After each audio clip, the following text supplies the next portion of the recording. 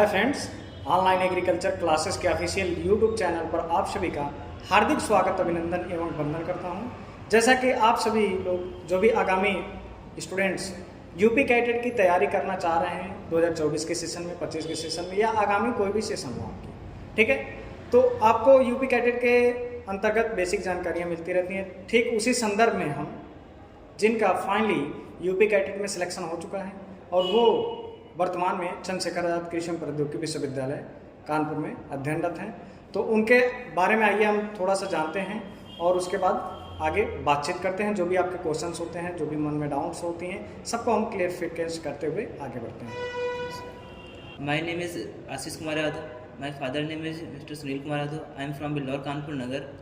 मैंने class 10th Billaur inter college से complete की थी और मैंने क्लास 12th जो थी वो कन्नौज एसएन कॉलेज से कंप्लीट की थी। वर्तमान में मैं सीएससी यूनिवर्सिटी कानपुर से ग्रेजुएशन कर रहा हूँ। तो जैसा कि इनका परिचय आप लोग जान चुके हैं, तो जो आपके क्वेश्चंस रहते हैं, क्या क्या क्वेश्चंस रहते हैं, मन में डाउट्स रहते हैं, तो सबसे पहले क्वेश्चन हमारा मिस्टर आशीष जी, सबसे पहले आपको बहुत बहुत धन्यवाद जो आप हमारे प्लेटफॉर्म पर पधारे हैं और आगामी जो भी हमारे आपके छोटे भाई हैं प्रिपरेशन कर रहे हैं, उनके लिए सबसे बेहतरीन सुनहरा अवसर आपके माध्यम से मिलेगा। आपके सारे जो भी हमारे क्वेश्चंस होंगे आप उनके सवाल का जवाब देंगे। तो पहला क्वेश्चन हमारा ये है कि आपने इंटर 12th जो भी स्टूडेंट आते हैं यूपी कैडेट में 12th के बाद आते हैं या फिर बीएससी ग्रेजुएशन के बाद आते हैं, ठीक है, तो 12th के बाद जो भी स्टूडेंट आते हैं तो 12th में आपका कौन सा विषय था, प्रमुख कौन सा विषय था जिसे आपने 12वीं की कक्षा उत्तीर्ण किया? मेरा पीएचडी ग्रुप था जो कि इंटर एग्रीकल्चर ग्रुप से मैं था जी। जैसा कि जो भी स्टूडेंट पीएचडी ग्रुप से तैयारी कर रहे हैं तो वो बखूबी ध्यान से आप लोग इस वीडियो को देखिएगा और अच्छे से आप समझिएगा, ठीक है। अब आते हैं हम अपने यूपी कैडेट की तरफ। तो यूपी कैडेट में जैसा इन्होंने उत्तीर्ण किया है, तो उत्तीर्ण करने के उपरांत जो आपके मन में डाउट्स रहता है, सबसे पहला क्वेश्चन से, जैसे कि आपके 200 क्वेश्चन आते हैं यूपी कैडेट के पेपर में, तो आपने कितना अटेम्प्ट किया था? मैंने 165% अटेम्प्ट किया था टोटल सर। अप्रॉक्सीमेट क्या बता सकते हैं कि क्या कितनी गलतियां भी हुई थी? हाँ, गलतियाँ मेरी 5 to 6 हुई थी। जैसा कि आशीष जी बता रहे हैं कि 165 क्वेश्चंस इन्होंने अटेम्प्ट किया था, जिसमें से 5 से 6 की गलतियां होने की संभावना होती है। मैक्सिमम कोई भी स्टूडेंट होता है तो गलतियां 5-6 से ऊपर हो जाती हैं, लेकिन इनका पूरा कॉन्फिडेंस है जिस कारणवश इनका सिलेक्शन हो चुका है फाइनल, ठीक है। तो आप भी कॉन्फिडेंस लेवल अपना बढ़ाइएगा और ऐसे क्वेश्चंस अटेम्प्ट करिएगा, आप बिल्कुल बेहतरीन तरीके से तैयारी करते रहिए। चलिए, अब अगला क्वेश्चन हमारा ये है कि जो स्टूडेंट ऑनलाइन या प्लेटफॉर्म के किसी भी माध्यम से नहीं तैयारी कर पाते हैं, तो वो अगर घर से बैठकर सेल्फ स्टडी की तैयारी करना चाहते हैं स्वयं से ही, वो उनका भी सपना होता है कि चंद्रशेखर आजाद कृषि प्रौद्योगिकी विश्वविद्यालय कानपुर में आए, ठीक, वहाँ से ग्रेजुएशन करें, बीएससी ऑनर्स एग्रीकल्चर की सम्मानित डिग्री उनको प्राप्त हो। तो उसके लिए कौन कौन सी प्रमुख पुस्तकें, आप कुछ पुस्तक का नाम बता दीजिए जिससे स्टूडेंट घर बैठे अगर अफोर्ड कर पाता है तो खरीद करके आराम से पढ़ सकता है। तो आप बताइए कौन कौन सी प्रमुख पुस्तकें आपने पढ़ा था, आपकी क्या रणनीति रही थी? तो मैंने फर्स्ट ईयर इंटर की बुक्स जो पीछे MCQs थे वो उसके लिए पढ़ी हुई थे सर, और उसके बाद जो नेमरा सुंडा है वो और वॉल्यूम 1 और 2 थी वो पढ़ी हुई थी। तो नेमरा सुंडा 2 आपके माध्यम में आती है, एक तो अंग्रेजी माध्यम में आती है और दूसरा हिंदी माध्यम में आती है। तो आपने कौन सा हिंदी माध्यम चूज किया था या फिर आपने इंग्लिश माध्यम चूज किया? मैंने इंग्लिश मीडियम चूज़ किया था। इंग्लिश मीडियम क्यों चूज किए थे? क्योंकि सर जो इंग्लिश मीडियम मुझे कंफर्ट रहता था क्योंकि अच्छा, तो क्या आपने इंटर के पहले सीबीएसई बोर्ड से थे? 10th सीबीएसई बोर्ड से, 10th में इंग्लिश मीडियम से था। 10th में इन्होंने सीबीएसई बोर्ड से थे, 12th में इन्होंने स्विच कर दिया था यूपी बोर्ड में, एग्रीकल्चर से आ गए थे, ठीक है। तो जैसा कि एग्रीकल्चर वाले जो भी स्टूडेंट होते हैं उनकी इंग्लिश स्ट्रांग नहीं होती है, जी सर। हाँ, तो इंग्लिश उनकी स्ट्रांग नहीं होती है, तो उनके लिए जो भी स्टूडेंट अगर पढ़ पाते हैं, अफोर्ड कर पाते हैं, एग्रीकल्चर वाले स्टूडेंट की बात कर रहे हैं, तो आप इंग्लिश लैंग्वेज की भी नेमरा सुंडा नामक पुस्तक पढ़ सकते हैं, ठीक है। और बाकी वॉल्यूम 1 और वॉल्यूम 2 आपको केवल और केवल हिंदी भाषा में ही मिलेगी, ठीक है।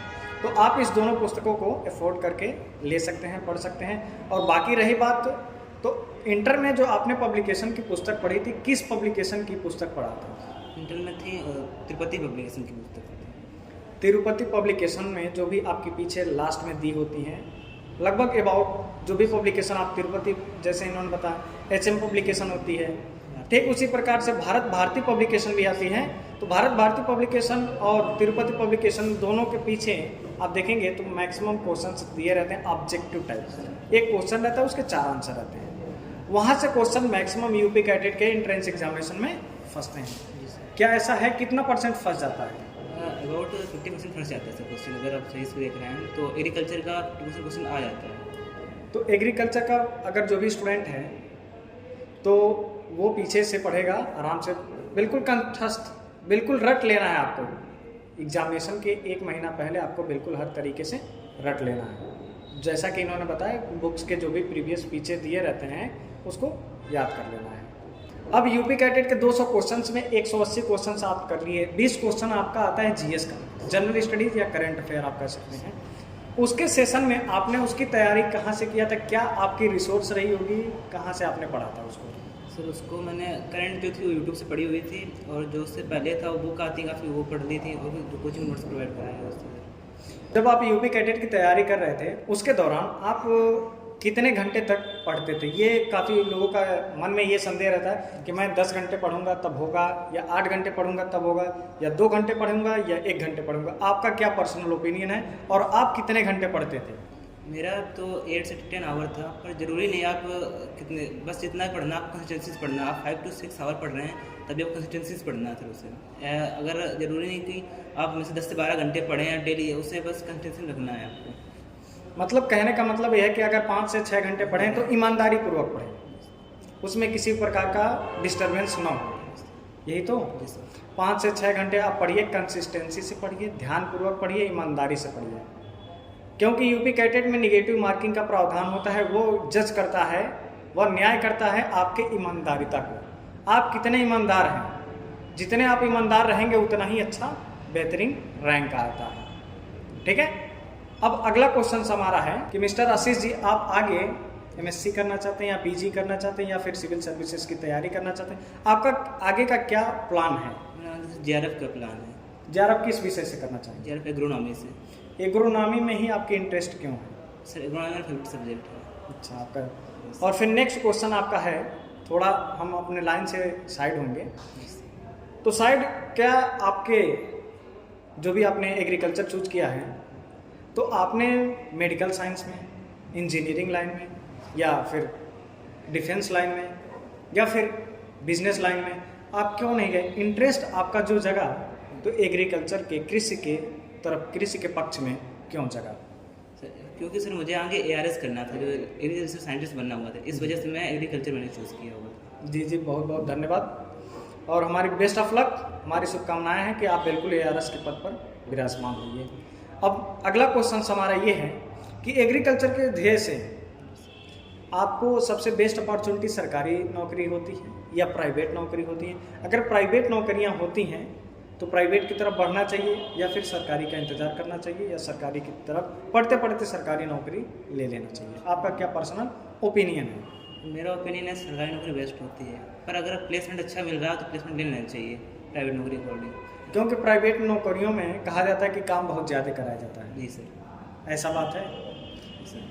अगर ऐसा काम ज़्यादा उसमें कराया जाए तो सरकारी नौकरियों में काम कम पड़ती है और सैलरी ज़्यादा मिलती है और समय, मतलब अपने अनुसार आप अपना काम निपटा सकते हैं। अगला क्वेश्चन से है हमारा कि आगामी जो भी आने वाले अभ्यर्थी हैं, छोटे भाई हैं आपके, तैयारी करना चाह रहे हैं, तो उनके लिए आप क्या कहना चाहेंगे? उनको क्या क्या अपना पर्सनल ओपिनियन देना चाहते हैं? क्या क्या स्मार्ट ट्रिक अपनाना चाहते हैं? उनके लिए आप हमको सजेस्ट करिए, जिससे उनका भी जो भी स्वप्न है चंद्रशेखर आज़ाद कृषि प्रौद्योगिकी विश्वविद्यालय का, उनका भी स्वप्न पूर्ण हो। आप उसके लिए कुछ अपना संदेश बताइए। अगर जो आगे आने वाले बच्चे हैं उनके लिए, अगर बस उनको पहले फर्स्ट एंड अच्छे से तैयार करना जो भी है, उसके बाद में आगे बुक्स जो सर ने सुंडा वगैरह हैं, इसके बाद कोचिंग बहुत सारी हैं, उनसे कर सकते हैं आप, या फिर अगर आपके पास एफर्ट नहीं तो आप बुक ले सकते हैं उनसे, घर पे कंसिडर सकते हैं। उसके बाद अपनी अच्छे से तैयारी करने के बाद आप यूनिवर्सिटी ले सकते हैं। तो जैसा कि इन्होंने बताया आपका पर्सनल संदेश, अगर आपको किसी प्रकार की समस्या होगी तो आप हमको लिंक डिस्क्रिप्शन बॉक्स में दिया हुआ है, आप हमसे संपर्क कर लीजिएगा। अब आते हैं हम थोड़ा एक कदम कोचिंग या संस्थान की तरफ। जो स्टूडेंट एफोर्ड कर पाते हैं कि कानपुर में आकर के रह करके तैयारी कर लें, कोचिंग संस्थान में एडमिशन ले लें, तो उसके लिए या फिर जो स्टूडेंट ऑनलाइन लेना चाहते हैं, ठीक, तो आपने कहाँ से तैयारी किया था और आगे आने वाले स्टूडेंट को क्या सलाह देना चाहते हैं? मैंने सर्वोत्तम एग्रीकल्चर इंस्टीट्यूट से तैयारी की हुई थी, जो वहाँ की फैकल्टी मुझे बेस्ट लगी एग्रीकल्चर के लिए सर। और अगर ऑनलाइन करना तो उनका ऑनलाइन प्लेटफॉर्म हो चुका, वहाँ से आप तैयारी कर सकते हैं। और जो भी स्टूडेंट हैं तैयारी करने के लिए कानपुर आना चाहते हैं तो आप एक बार हमसे अवश्य संपर्क करिएगा, ठीक है। आपको बेस्ट से बेस्ट प्लेटफॉर्म और जहाँ से भी आप तैयारी करना चाह रहे हैं आप कर सकते हैं, बिल्कुल फ्रीडम है। लेकिन आपको एक फीडबैक देखना चाहिए। किसी भी संस्था में आप एडमिशन लेने जा रहे हैं तो एक फीडबैक देखना चाहिए कि सबसे ज़्यादा टॉप रैंक किसने दिया। Yes, I am right? Yes sir, right. आपके संस्थान से कितने स्टूडेंट क्वालिफाई हुए हैं? मेरे संस्था इस टाइम जो CSA में है अबाउट 35 to 30 स्टूडेंट्स हैं। तो उनके कहने का मतलब ये है कि 30 से 40 स्टूडेंट हमारे इंस्टीट्यूट से हैं, केवल मेन कैंपस एग्रीकल्चर में, BSc ऑनर्स एग्रीकल्चर में, ठीक है। तो जो भी स्टूडेंट एडमिशन लेना चाहते हैं तो आप बिल्कुल ले सकते हैं। अभी क्रैश बैच नहीं चालू है, क्रैश बैच आपका स्टार्ट होने वाला है जनवरी में, ठीक है। तो जो भी स्टूडेंट हैं तैयारी करना चाहते हैं तो आइए, आप हमसे संपर्क कर लीजिएगा, आप जा करके एडमिशन ले सकते हैं। और काफ़ी मिलके मिस्टर आशीष जी से बहुत अच्छा लगा। बाकी आप फीडबैक अवश्य दीजिएगा, आपका क्या पर्सनल ओपिनियन है, आप एग्रीकल्चर में आते हैं तो आपका क्या राय होगा।